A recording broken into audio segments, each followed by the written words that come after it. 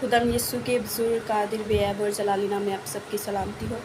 खुदाम का शुक्र हो कि उसने एक बार फिर से मुझे ये ज़िंदगी अता की ताकि मैं खुदाम के कलाम की खिदमत को, उस मकसद को जो खुदा बाप ने मेरी ज़िंदगी में रखा है उसको आप सबके साथ बयान कर सकूं।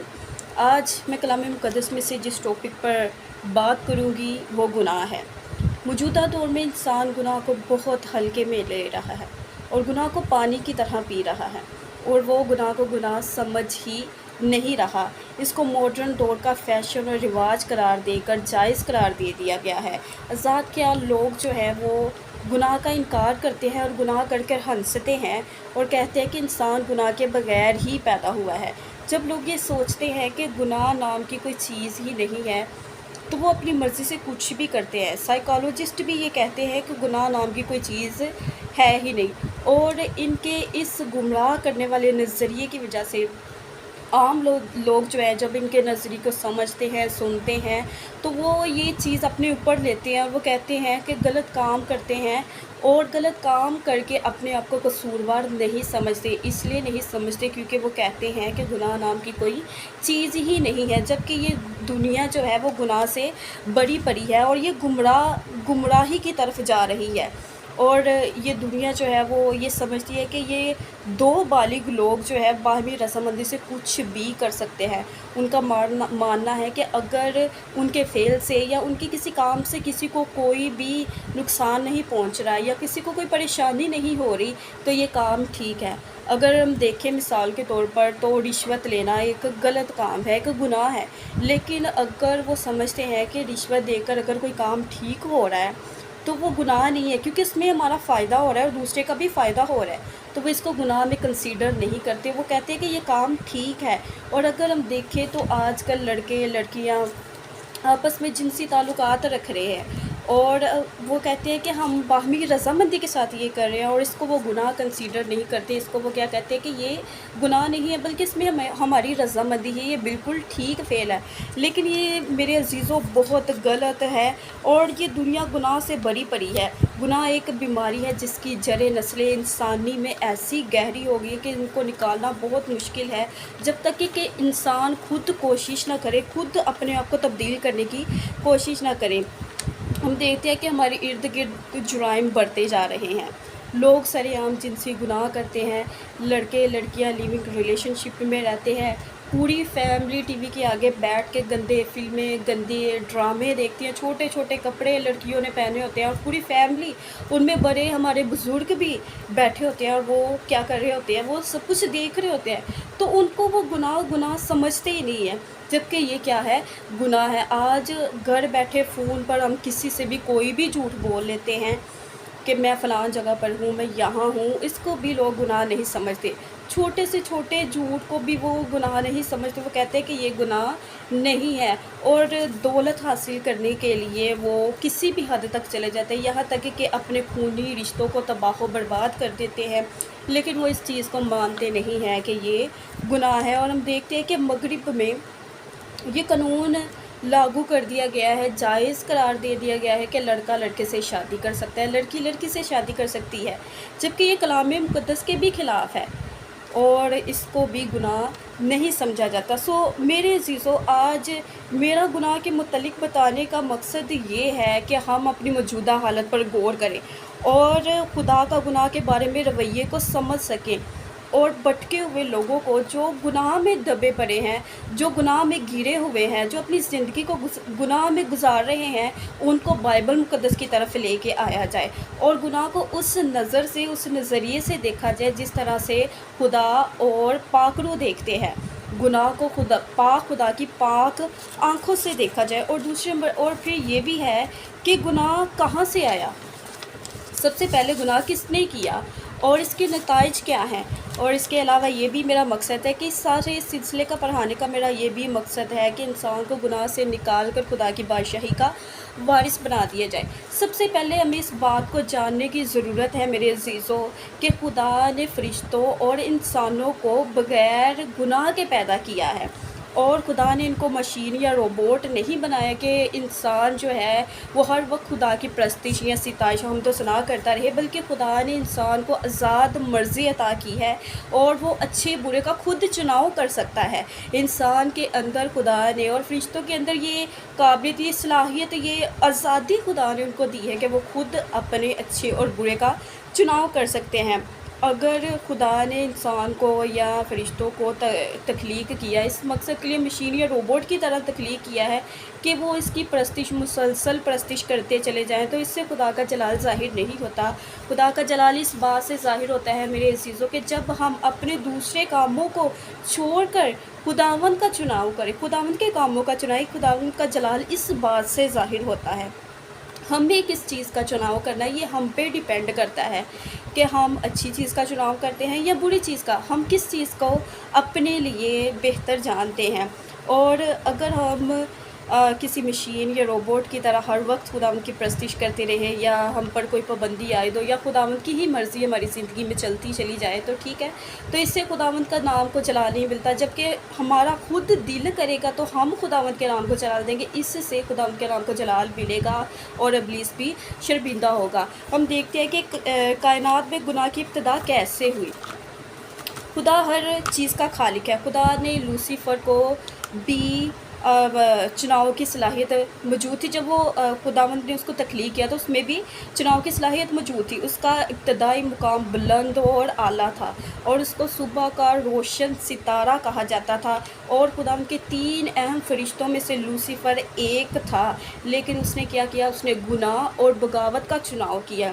اور ہم دیکھتے ہیں کہ گناہ کی ابتدا اس وقت ہوئی جب لوسیفر نے خدا کے خلاف بغاوت کر کے کہا کہ میں اپنے آپ کو خداوند سے زیادہ طاقتور بناؤں گا۔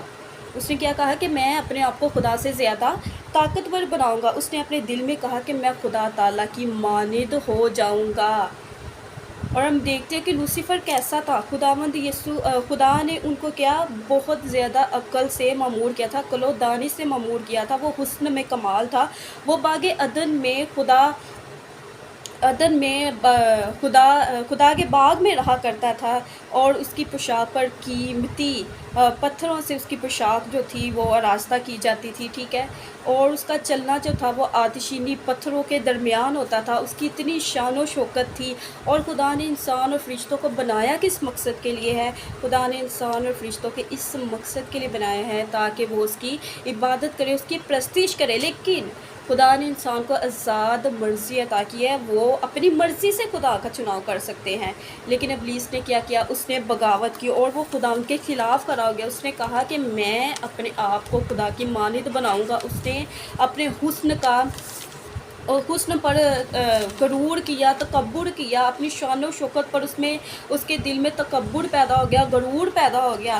تو ہم دیکھتے ہیں کہ پھر اس کے ساتھ کیا ہوتا ہے جب اس کے دل میں یہ ساری باتیں آتی۔ پہلے اس کی شان و شوکت تھی، اس کو خدا نے دانش مندی سے نوازا ہوا تھا، اس کا حسن کمال کا تھا، اور وہ خدا کے باغ میں رہا کرتا تھا، اور اس کی پوشاک پر قیمتی پتھر لگے ہوتے تھے، قیمتی ہیرے لگے ہوتے تھے۔ اس کا گزر جو ہے وہ آتشینی پتھروں کے درمیان میں سے ہوا کرتا تھا۔ اس کی بہت شان و شوکت تھی، اور ہم دیکھتے ہیں کہ اس کی پوشاک میں سے سازوں کی آواز آیا کرتی تھی۔ تو آپ سوچیں کتنا اچھا مقام خدا نے اس کو عطا کیا تھا، لیکن اس نے کیا کیا؟ اس نے اپنے دل میں لالچ کیا، تکبر، غرور، حسن جو ہے اس کو اپنے مقام کا جو ہے اس میں غرور پیدا ہو گیا، اس کے اندر تکبر پیدا ہو گیا۔ آج اگر ہم انسانوں کو بھی دیکھیں تو ان میں بھی یہ چیزیں پائی جاتی ہیں۔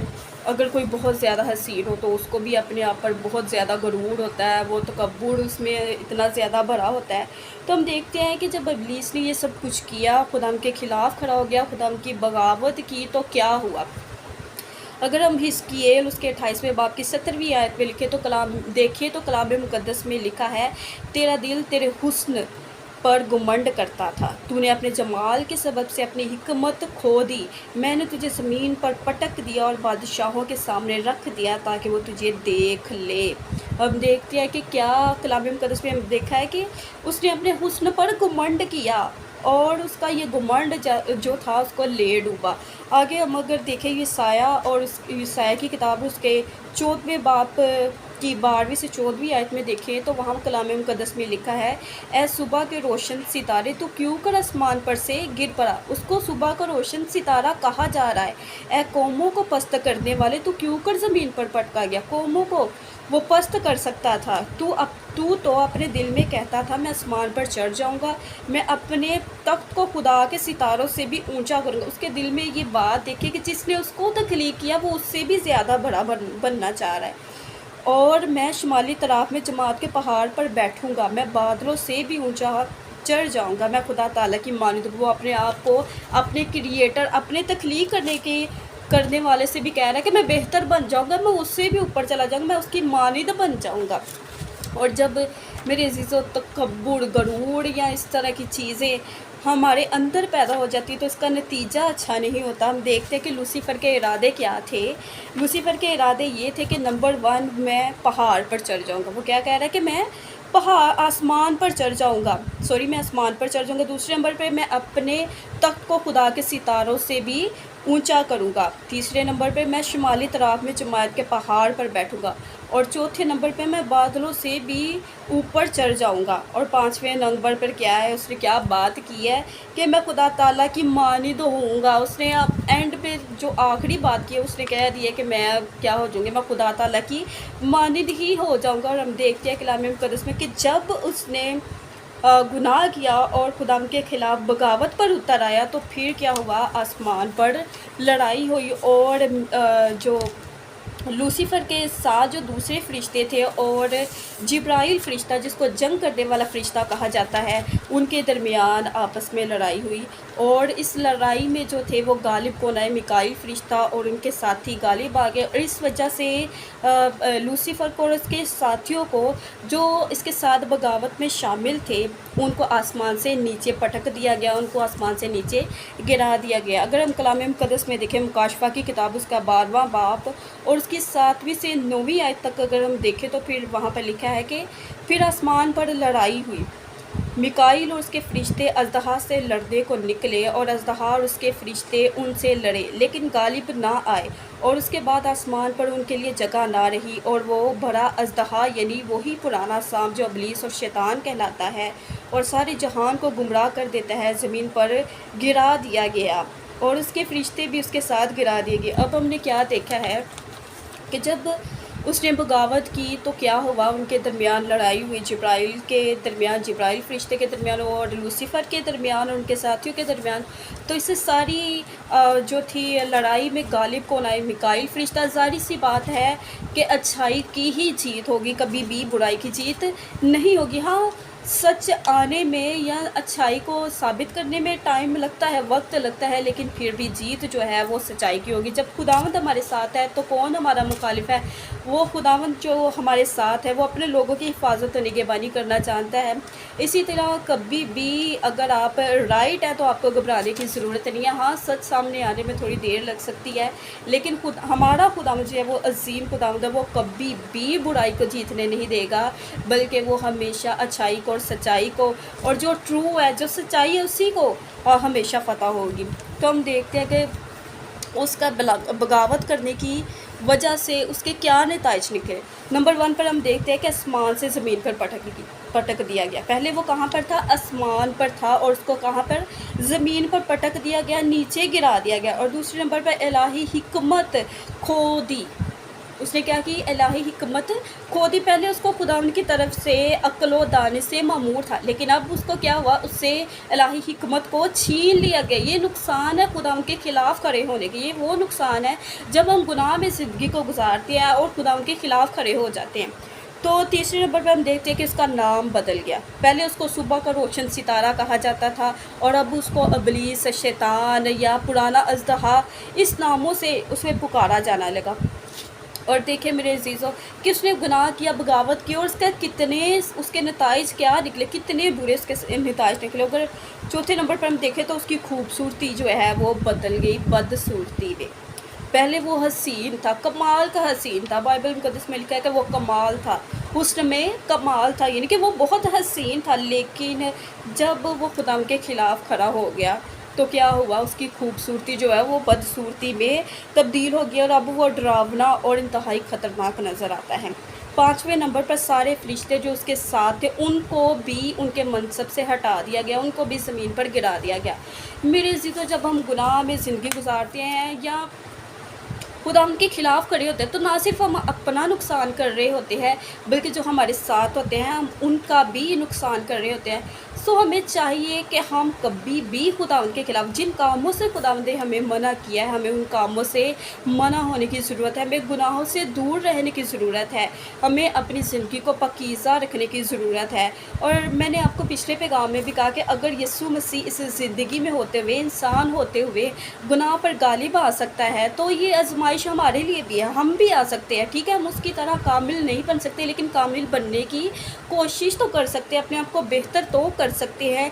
सो मेरे अजीज़ों, में चाहिए कि हमसे जितना भी हो, हमें बेबाकी के गुनाहों से भी जो हम अनजाने में कर देते हैं, हमें इसके लिए भी दुआ करनी चाहिए कि खुदावन तू मुझे बेबाकी के गुनाहों से भी दूर रख, बाज रख।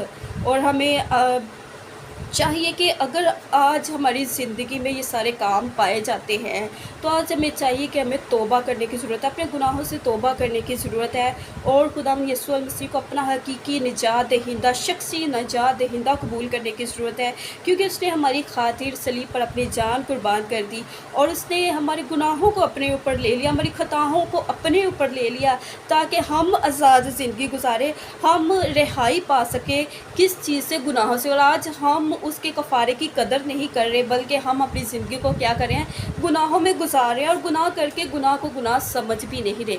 अगर मेरे चीज़ों आज तक आप ऐसा करते आए हैं, तो आज वक्त है कि आप अपने गुनाहों से तौबा करें और खुदावंद को अपना हकीकी निजात दहिंदा कबूल करें और उस पर ईमान रखें कि मेरे सारे गुनाह खुदावंद ने उठा लिए, अपने ऊपर ले लिए हैं और उसको अपना हकीकी निजात दहिंदा कबूल करें। इब्लीस के इरादे बहुत ख़तरनाक थे और लेकिन खुदावंद यीशु मसीह उन इरादों को जानता था, जांचता, क्योंकि वो दिलों और गुर्दों को जांचने वाला है। खुदावंद यीशु मसीह को उसके इरादों का पता था, लेकिन वो इब्लीस को खुदा के इरादों का नहीं पता।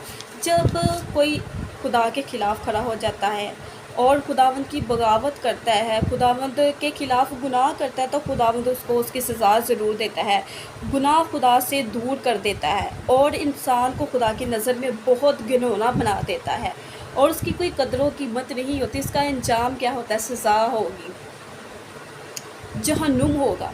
सो मेरे अज़ीज़ों, अगर हम इन चीज़ों से बचना चाहते हैं, तो हमें चाहिए कि हम गुनाह से दूर रहें। अगर हम खुदावंद की कुर्बत को, खुदावंद की करीबी को हासिल करना चाहते हैं, तो हमें खुदावंद के कलाम के मुताबिक अपनी ज़िंदगी को गुजारना है।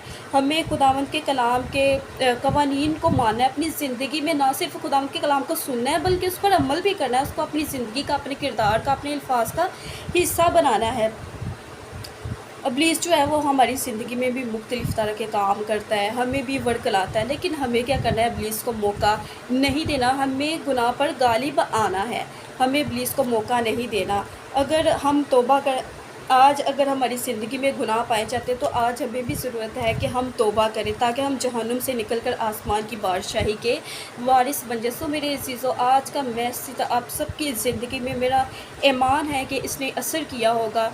तो खुदावंद आज के कलाम के वसीला से आप सबको बरकत दे। एक बार फिर से मैं रिक्वेस्ट करूँगी कि हमारे इस चैनल को लाइक, सब्सक्राइब और शेयर कीजिएगा, ताकि खुदावंद के कलाम की खिदमत को हम और आप सब मिलकर पूरी दुनिया में फैलाने का सबब बने। खुदावंद आप सबके साथ हो। God bless you all.